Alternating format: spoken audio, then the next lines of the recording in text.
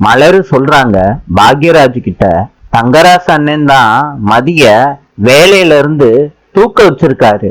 இத கேட்ட சுரேஷ் தலையில கைய வைக்கிறாரு.